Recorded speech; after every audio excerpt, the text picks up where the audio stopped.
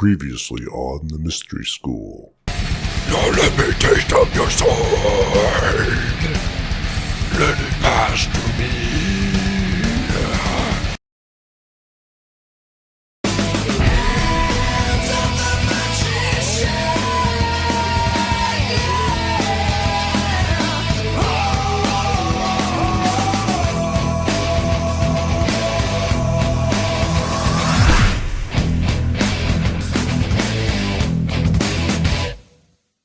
I'm not one to be into dirty humor, but that comment did make me laugh out loud. So well played. Now, before we get into things, someone had written to me asking my permission to sell my products on their site for a commission, such as an affiliate program. And I've never really thought about that before. But then again, I don't have to because I let the subconscious do all the heavy lifting. I just cast for ways to increase my income. And then the opportunities arise. And so when they messaged me about this, I looked at Gumroad, and they do have an affiliate program, which I was not aware of before. Practically all of my customers come from YouTube. I don't advertise anywhere else. So if you think you can sell my products elsewhere on your site or wherever, I don't have a problem with that. In fact, I kind of have to be okay with it as much as I preach taking action and seizing opportunity. But in the same token, I don't want to create an army of spammers going around spamming people to buy my products. That's the last thing that I would want to do. So in doing this, I'm only going to accept a select few.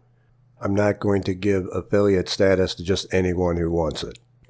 I would imagine you would at least have to have a website. So anyone who's serious and wants to earn a percentage of the sales, I can't say how much yet. I'm still figuring that out. But those who are serious about it should email me, and we can start probably this coming month in March. Now, if you don't have my email address, it means you haven't bought any of my products and probably shouldn't be selling them either. But for those interested in the opportunity, send me an email with affiliate program in the subject line and a link to your website or place you plan on selling the products. I don't want people spamming up forums, and why I should consider you for an affiliate. And then I will go through them and pick and choose. And I will have more information as it becomes available. And speaking of previous customers, this is the final week to save 15% off the latest program, Spells of Love and Loss. Customers of my previous programs were sent a link for that discount. So you'll want to take advantage of that while you can. Starting March 1st, it goes back to regular price. So, with business out of the way, let's get into it. I get a lot of messages that are really concerned with proper technique and procedure.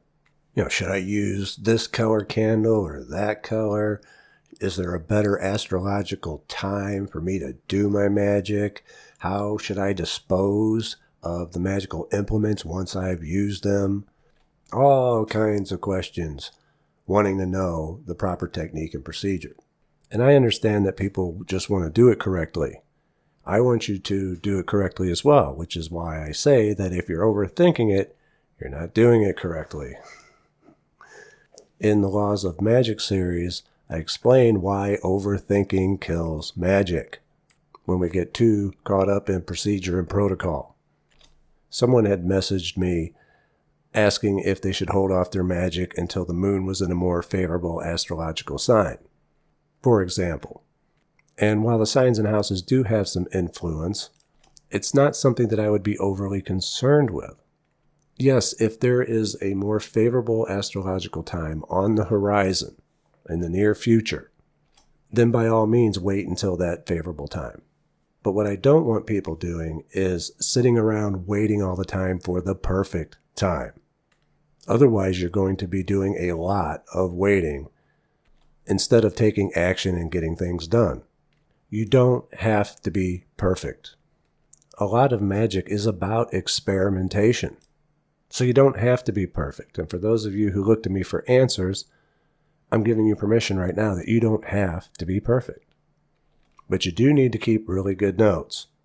so that if something doesn't work out, you can go back, see what you did, and correct it. But I get a lot of people who I feel are too afraid to fail, for whatever reason. They're putting it all on one magical spell or ritual. And that's what the dabbler does. And dabblers usually fail for that reason. The magician, on the other hand, is always doing magic, so we're not concerned about success or failure. There is no failure as long as we learn from it. If something doesn't work out, then we record the results and we can try again. And we're a bit like scientists in that regard. We don't have this need for the spell to work or all is lost. We're not too afraid to fail. In fact, failure is a prerequisite to success in every other area. You can ask any successful person how many times they failed before they succeeded, and it's probably quite a lot. So I get a lot of people not wanting to fail. They want everything to be perfect. Perhaps it's a money issue where they put everything they had extra into this one magical spell. And I can understand that. That's why I went over money magic first, so that you wouldn't be in those kinds of situations. I myself was working on a shoestring budget at one time. That's why I put a lot into little votive candles and worked my way up. The magic has to pay for the magic. But the issue could go deeper than that, because if you are putting everything you have into the one spell, like you really need this one spell to work, and you're too afraid to fail, then you're setting yourself up for failure. The magic doesn't come from all the implements. It's not from the candle. It's not from the incense or any names you may mispronounce. The magic is from you. The implements are just tools to help you focus in and have harmonious correspondences. But the magic itself is from you. And if you get too wrapped up in procedure and technicalities, and you're getting too much in your conscious headspace while you're trying to do the magic, worried that you might not be doing it correctly, well, then you're operating in doubt. And doubt is not faith. And doubt will kill your magic quicker than anything else. Don't sweat the small stuff, as they say. If you're thinking of which way may be the best way to do something, take a moment, sit down, and feel it out. Go with the one that feels better to you. Much of magic is about feeling, having you in the correct state. So go with the one that feels better to you. If it doesn't work out, you can always try it a different way. There's nothing stopping you from that. Magic is a lifestyle. It's only the dabbler that tries once, fails, and then gives up. So don't be too afraid to fail. It's actually once you release that fear of failure that you really begin to succeed. The magic comes from within you. So you need to eliminate those things that are within you, such as fear and doubt, so that your magic will succeed. And I'll see you next time. If you enjoyed this video, here's another Mystery School lesson you may have missed. Remember to hit the like button and subscribe for more weekly content to help expand your knowledge.